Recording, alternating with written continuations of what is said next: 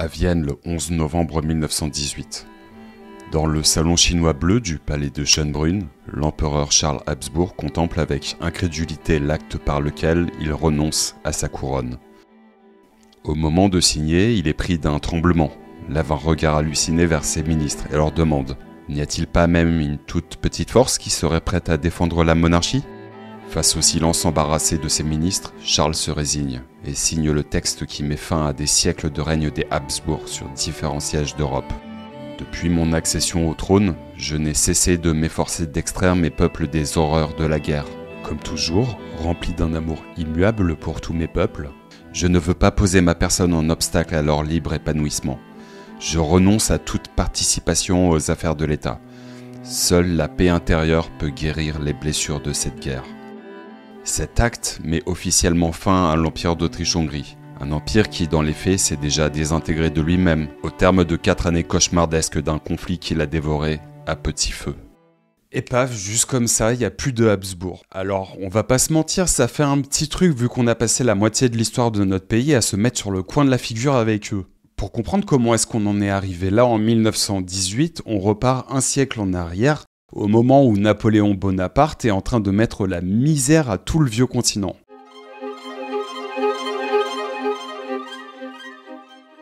En décembre 1805, suite à la bataille d'Austerlitz, le Saint-Empire romain germanique cesse d'exister. Les Habsbourg, en renonçant à cette couronne, perdent une grande partie de leur prestige et de leur influence en Europe et dans l'espace allemand. Le congrès de Vienne de 1815, qui scelle la fin des guerres napoléoniennes, marque un retour en force des forces réactionnaires en Europe et une tentative de restauration des anciennes monarchies. Mais la Révolution française a diffusé de nouvelles idées un peu partout sur le continent, celles des nations et du droit des peuples à disposer d'eux-mêmes. Des idées qui explosent à la figure des dirigeants européens en 1848, lorsque les populations se soulèvent un peu partout en Europe lors du Printemps des peuples. Cette vague d'émeutes ébranle particulièrement l'Empire d'Autriche. Des révoltes éclatent en Italie, en Pologne, à Prague, à Vienne. La Hongrie saisit même l'opportunité pour faire sécession et l'Empire doit sa survie à une intervention russe qui restaure l'ordre. Néanmoins, l'empereur Ferdinand doit abdiquer au profit de son fils, François-Joseph, et la crise a dévoilé au grand jour les faiblesses de l'Empire d'Autriche. 2 guerres désastreuses, en 1859 puis en 1866, forcent l'Empire à se réformer. La partie hongroise de l'Empire profite de la faiblesse de Vienne et négocie le compromis de 1867. L'Autriche-Hongrie devient alors une double monarchie composée de 2 entités. La Cislétanie, gouvernée depuis Vienne, et la Translétanie, dont la capitale est Budapest. Chaque partie possède son propre gouvernement, parlement, son propre système juridique et administratif, et est globalement autonome en matière de politique intérieure. La Hongrie gère son économie comme bon lui semble et peut imposer des droits de douane à l'Autriche. Les Hongrois vont aspirer une partie de plus en plus importante du budget, jusqu'à 1/3 en 1907, alors qu'ils ne représentent que 20% de la population. En 1914, l'Autriche-Hongrie est une grande puissance en Europe. Avec ses 50 millions d'habitants, c'est le 3e pays le plus peuplé sur le continent. Côté économique, il s'agit de la 4e puissance industrielle, dont la production a triplé entre 1881 et 1913.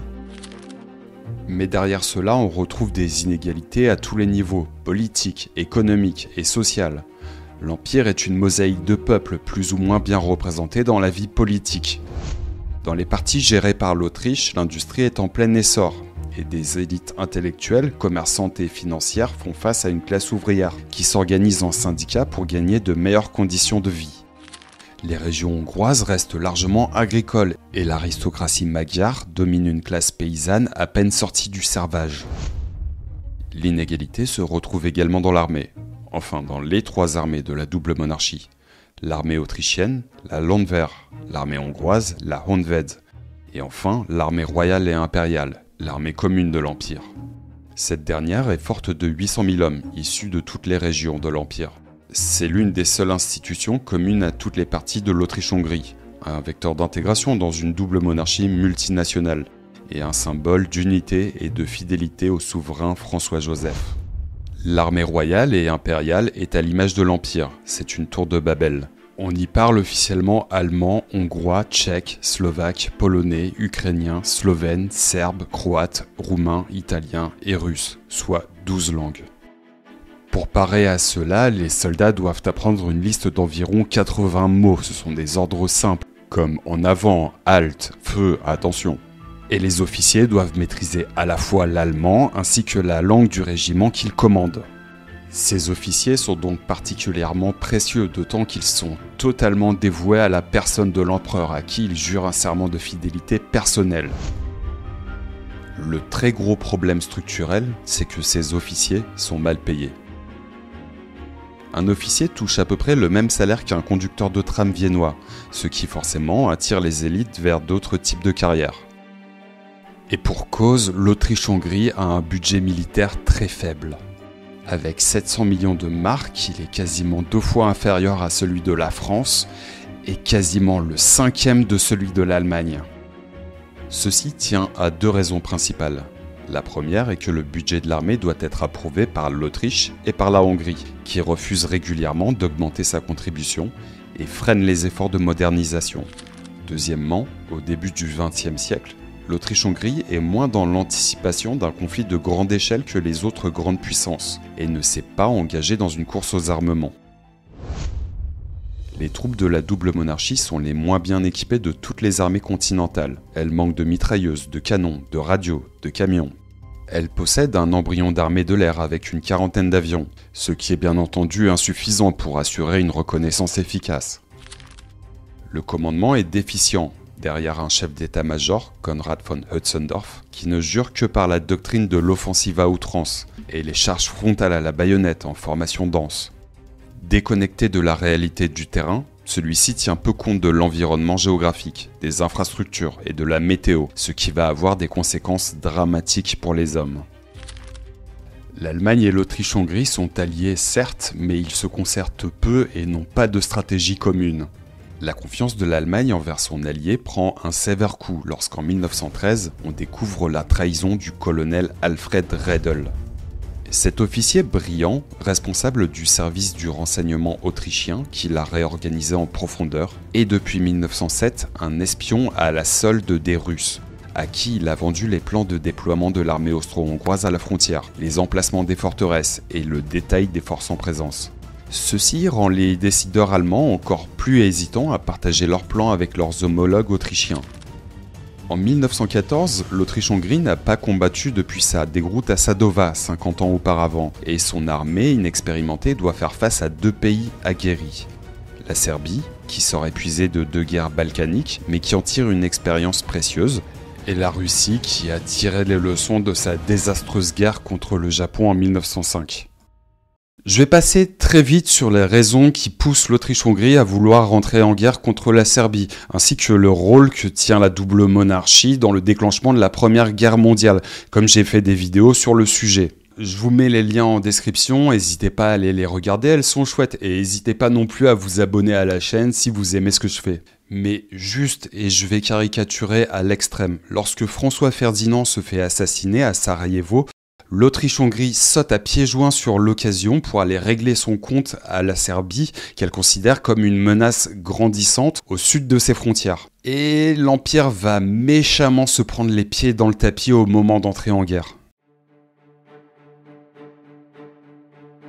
Dès le début de la guerre, Konrad von Hötzendorf réalise que la menace principale, et de très loin, c'est la Russie. Il dégarnit le front serbe pour couvrir sa frontière orientale et laisse le général Oskar Potiorek face aux Serbes, avec la consigne très vague de simplement ne pas se faire envahir.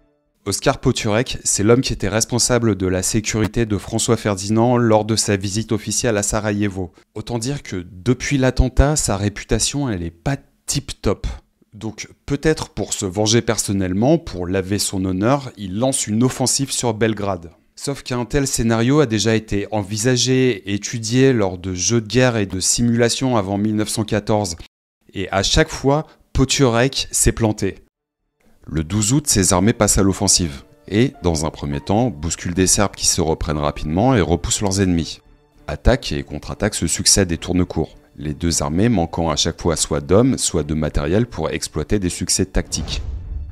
Les premiers affrontements mettent au grand jour les faiblesses de l'armée austro-hongroise. Sa reconnaissance déficiente effectuée par la cavalerie fait que l'armée tombe souvent par surprise sur des ennemis déjà bien en place.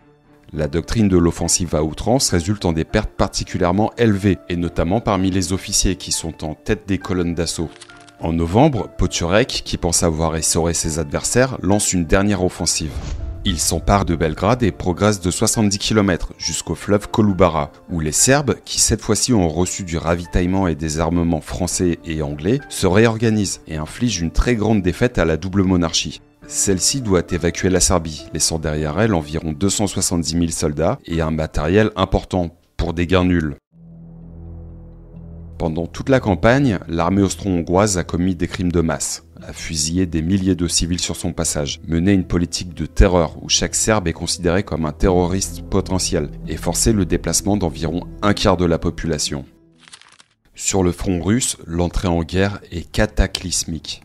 Le 23 août, 500 000 Austro-Hongrois s'avancent et remportent quelques succès, mais ce faisant se dispersent. Face à eux, 1,5 million de soldats russes plus lourdement armés contre-attaquent et s'emparent rapidement de la région de Galicie, en actuelle Ukraine, s'emparent de la ville de Lemberg et mettent le siège devant la ville de Przemyśl, où sont pris au piège 130 000 soldats de la double monarchie. L'armée est sauvée in extremis par son service de renseignement. Celui-ci parvient à intercepter et à déchiffrer les communications russes et fournit des informations vitales aux troupes qui se replient en bon ordre et parviennent à arrêter l'avancée russe à la mi-décembre, grâce également à l'arrivée de renforts allemands sur le front Est. En tout, elle a laissé 380 000 hommes dans la campagne. Dans les premiers mois du conflit, la double monarchie a perdu quasiment toute son armée de métier, ainsi que 80% de ses officiers, ce qu'elle ne pourra jamais vraiment remplacer. À partir de là, fin 1914, beaucoup d'historiens militaires s'accordent à dire que l'Autriche-Hongrie a d'une certaine manière déjà perdu la guerre. Même si on peut dire que tous les pays ont d'une manière ou d'une autre raté leur entrée dans la Grande Guerre, l'Autriche-Hongrie est celui pour qui le démarrage a été le plus catastrophique. Et surtout, pour toutes les raisons qu'on a citées au début de la vidéo, c'est le pays qui a le moins les moyens de s'en remettre. Pendant ces premiers mois, des unités tchèques se rendent en masse aux Russes et forment ensuite des légions tchécoslovaques pour combattre l'Empire. Comme tous les empires centraux, l'Autriche-Hongrie subit également la mise en place du blocus allié. Si l'économie reste stable pendant ces premiers mois, il devient plus difficile de mettre la main sur des produits comme les céréales ou le sucre. Le 23 janvier 1915, Konrad lance une offensive dans les Carpates pour dégager la forteresse de Przemyśl, sans vêtements d'hiver ni logistique suffisante pour nourrir et soigner les soldats. Dans des températures qui avoisinent les moins 30 degrés, en 2 mois, 150 000 soldats de la double monarchie sont mis hors de combat, succombent à la faim, au froid ou aux balles russes. Les moyens sanitaires sont dépassés et de nombreux blessés restent abandonnés à leur triste sort. Certains dévorés par les loups des Carpates. Sans aucune perspective de renfort, à court de vivres, la forteresse de Przemyśl et ses 117 000 défenseurs affamés se rendent le 22 mars 1915, ce qui met à nouveau un très grand coup au moral de la population. Des tensions entre Vienne et Budapest commencent à se manifester lorsque la Hongrie refuse de conscrire davantage d'hommes et de partager ses stocks de blé avec l'Autriche. Le manque de produits fait grimper les prix en flèche et l'inflation explose, tandis que des premières pénuries de viande et de charbon touchent les grandes villes de l'Empire. En mai, l'entrée en guerre de l'Italie aggrave la situation et l'Empire doit désormais se battre sur 3 fronts majeurs. Heureusement pour la double monarchie, les Italiens restent passifs pendant 3 semaines, ce qui laisse aux Austro-Hongrois le temps d'assembler à la hâte des forces et de couvrir ce nouveau front. L'armée impériale s'y bat à 1 contre 2 et dispose de 2 fois moins de canons que les Italiens. Mais ils ont la bonne position stratégique et se battent en hauteur. Surtout, ils font face à Luigi Cadorna, l'un des généraux les plus incompétents de 14-18. Une espèce de brute épaisse qui va détruire son armée en lançant des offensives aussi meurtrières qu'inutiles le long de la rivière Isonzo. Les Alpes constituent peut-être le théâtre d'opération le plus difficile de 14-18. Les combats ont lieu par plus de 2000 mètres d'altitude dans des conditions extrêmes. Si ce front voit notamment s'affronter les Kaiserjäger autrichiens aux Alpini italiens, à savoir des troupes de montagne, spécialistes du combat et de la survie en altitude, souvent issus de populations locales, la majorité doit s'adapter à un environnement particulièrement hostile. Il s'agit pour les deux pays d'un défi logistique, pour nourrir, armer et vêtir les hommes dans de telles conditions. Dans les Alpes, les affrontements atteignent des sommets de violence entre les combattants qui sont issus d'ethnies qui se détestent. Les combats se font parfois à l'arme blanche, à la baïonnette et au piolet. Les troupes provoquent des avalanches et des éboulements de pierres sur leurs ennemis. Avec l'entrée en guerre de l'Italie, un front s'ouvre également dans la mer Adriatique. La marine austro-hongroise organise des sorties pour aller pilonner par surprise la flotte de guerre italienne dans ses ports, puis rentre rapidement se réfugier dans ses abris de l'Adriatique. La flotte mène également une guérilla maritime en utilisant ses sous-marins et en posant des mines autour des ports italiens. En mai 1915, la bataille de Gorlice-Tarnów, menée par l'Allemagne, permet de repousser les Russes et de reprendre Lemberg. Pour une fois, les deux pays coopèrent très bien et le général August von Mackensen, un brillant tacticien, exploite au mieux l'excellent service de renseignement austro-hongrois. C'est un grand succès dans lequel les empires centraux conquièrent de larges territoires et infligent 1,5 million de pertes à l'armée russe. Cette victoire a deux grandes conséquences. La première est que cela incite le tsar Nicolas II à prendre une des décisions les plus catastrophiques de la guerre, à savoir prendre lui-même le commandement de l'armée russe. La seconde est que cela achève de convaincre la Bulgarie d'entrer en guerre aux côtés des empires centraux. Ainsi, en octobre 1915, la Serbie est enfin vaincue après une offensive conjointe de l'Autriche-Hongrie, de l'Allemagne et de la Bulgarie. L'armée serbe doit battre en retraite dans les montagnes albanaises et 200 000 soldats y périssent de faim, de froid et d'épuisement. L'année 1915 confirme surtout la dépendance de l'Autriche-Hongrie vis-à-vis de l'Allemagne. La double monarchie ne peut se maintenir dans le conflit qu'avec l'aide militaire et matérielle de Berlin. Vienne devient petit à petit un vassal militaire du Reich.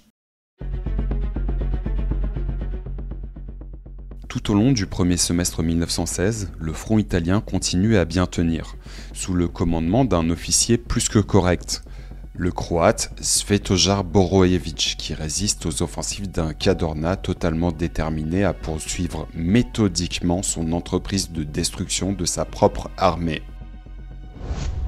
Pensant que les attaques insensées sur l'Isonzo ont affaibli l'ennemi, Konrad prélève des forces sur le front russe pour lancer une contre-attaque en Italie avec pour but de saisir Venise et attaque le 15 mai. Après des premiers succès, l'offensive s'enlise, faute de moyens logistiques. Et surtout,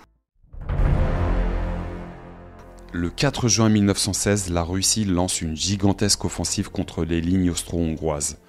Les 4 armées du général Brusilov pulvérisent les défenses de la double monarchie, dégarnies et mal organisées par Konrad. Celui-ci, qui ne croit pas au principe de retraite stratégique ou de défense en profondeur, a organisé ses positions défensives en avant sur une ligne rigide qu'il faut tenir à tout prix. Une première ligne qui est rapidement démolie par une attaque russe aussi violente que bien préparée. En quelques semaines, les Russes avancent de 120 km, infligent jusqu'à 1 million de pertes à l'armée austro-hongroise, plus des quantités de matériel énormes abandonnées par les défenseurs pendant la débâcle. L'offensive est stoppée par l'envoi en toute urgence de 34 divisions allemandes et austro-hongroises sur le front, notamment prélevées sur l'offensive de Verdun.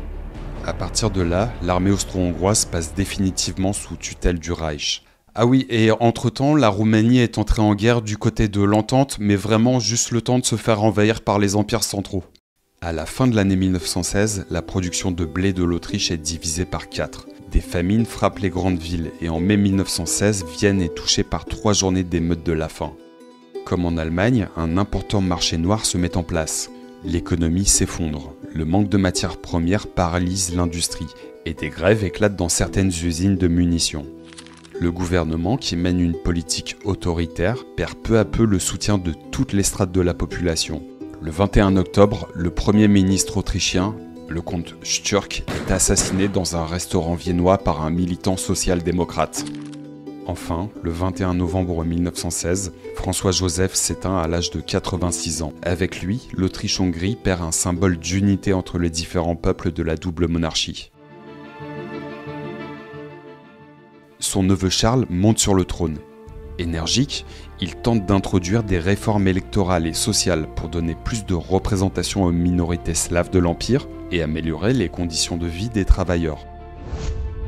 Il multiplie les déplacements dans l'Empire, cherche à démontrer sa solidarité avec les soldats en réduisant le train de vie impérial et en se rendant personnellement au front à de nombreuses reprises. Le 2 mars 1917, il obtient enfin la tête du chef d'état-major Konrad von Hötzendorf. Mais Charles hérite d'une situation intérieure calamiteuse. L'inflation explose et la production industrielle chute. Famine et grève de la faim se succèdent à Vienne et à Budapest, et des mouvements nationalistes se multiplient partout dans l'Empire. Dans l'armée, les soldats souffrent de malnutrition, sont mal vêtus, et les désertions sont de plus en plus fréquentes. Pour survivre, l'Empire doit faire la paix au plus vite. Charles entame des négociations secrètes avec Paris par l'intermédiaire de ses beaux-frères, les princes Sixte et Xavier de Bourbon-Parme, qui obtiennent les conditions d'armistice suivants. L'Alsace-Lorraine doit retourner à la France. L'indépendance de la Belgique doit être restaurée. Vienne doit garantir l'indépendance serbe. Et Constantinople doit être annexée par l'Empire russe. Des termes que Charles accepte dans une lettre secrète adressée au gouvernement français. Il s'engage à faire de son mieux pour convaincre son allié d'accéder aux deux premiers points. Si la révolution russe met progressivement fin aux hostilités sur le front Est, ce qui offre un répit dont l'Autriche-Hongrie a un besoin vital, sur le front italien, Cadorna lance 2 nouvelles offensives sur l'Isonzo, dont la dernière en septembre est tout proche de démolir l'armée austro-hongroise, qui doit à nouveau faire appel au haut commandement allemand pour stabiliser le front. En octobre 1917, les empires centraux contre-attaquent en lançant la bataille de Caporetto. Largement commanditée par les Allemands, c'est une victoire retentissante pour les empires centraux, avec la capture d'environ 300 000 Italiens en quelques jours d'offensive, plus environ 100 000 tués, blessés ou disparus. Ce triomphe permet de prolonger un peu la survie de l'armée d'Autriche-Hongrie qui met la main sur un important stock de canons, de fusils, d'animaux, d'automobiles et surtout de nourriture sur laquelle se jettent des soldats affamés. Mais cette victoire est une lame à double tranchant et a des effets moins positifs qu'escomptés. D'une part, elle scelle la mainmise de l'Allemagne sur la double monarchie. D'une autre, la posture offensive et agressive de l'Autriche-Hongrie rend caduques les propositions de paix de Charles. D'autant qu'entre-temps, les États-Unis sont entrés dans le conflit, avec pour condition préalable à la paix le droit des peuples à disposer d'eux-mêmes. Et le président Wilson a son collimateur braqué sur l'Autriche-Hongrie qu'il considère comme une prison des nations. L'Empire est sujet à de l'hyperinflation, sa monnaie a perdu 80% de sa valeur. Dès le 14 janvier, des grèves de la faim secouent Vienne, se diffusent dans toute l'Autriche et paralysent l'industrie de l'armement. La production mensuelle de fusils s'effondre et passe de 100 000 à 10 000 pièces par mois. En février, les marins de la base navale de Cattaro se mutinent. Tout au long du premier semestre, 100 000 soldats désertent, certains formant des groupes de bandits qui pillent les campagnes. Le 2 avril, le ministre des Affaires étrangères, Ottokar Tchernin, prononce un discours particulièrement véhément contre Clémenceau, qu'il accuse d'avoir empêché de mettre en place un accord de paix l'année précédente. Paris contre-attaque, fait publier dans la presse la lettre secrète de l'empereur Charles, dans laquelle celui-ci promettait de soutenir la cause de l'Alsace-Lorraine française et de l'indépendance belge. Furieux, Berlin menace d'occuper militairement l'Autriche-Hongrie. Charles parvient à apaiser son allié, mais est de plus en plus inféodé au Reich. En juin, l'Empire lance une dernière offensive de grande ampleur en Italie. La bataille du Piave est un échec cuisant. L'armée impériale, à bout de force, est facilement repoussée par des Italiens, cette fois-ci commandés par l'excellent général Armando Diaz. Le 29 septembre, une grande offensive alliée dans les Balkans pousse la Bulgarie à se retirer du conflit. Et il n'y a plus rien pour endiguer l'avancée de l'armée d'Orient qui remonte tout droit vers la frontière sud de l'Autriche-Hongrie. Le 24 octobre, les Italiens contre-attaquent et écrasent les troupes austro-hongroises à la bataille de Vittorio Veneto. Sur les 800 000 soldats de l'armée impériale, 100 000 sont mis hors de combat, 350 000 sont capturés et beaucoup désertent. C'est le coup fatal porté à l'Autriche-Hongrie qui se désagrège de l'intérieur. Le 28 octobre, Prague fait sécession et proclame la création du nouvel État de la Tchécoslovaquie.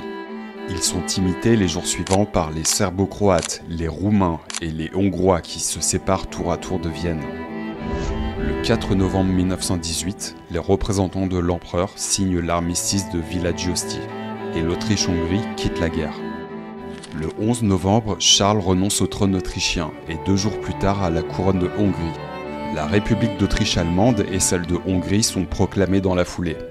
Le destin des nouveaux États qui apparaissent et font face à d'immenses difficultés économiques et à des débuts de guerre civile sont scellés lors des traités de Saint-Germain en septembre 1919 puis du Trianon en juin 1920.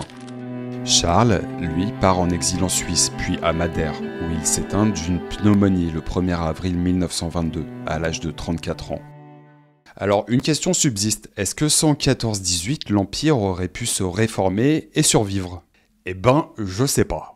Toujours est-il que la disparition d'une entité qui à peine un siècle auparavant menait la baguette lors du Congrès européen de Vienne qui redessinait les contours du continent, eh ben ça va faire de sacrés remous en Europe. Mais je pense qu'on pourra revenir dessus dans de futures vidéos.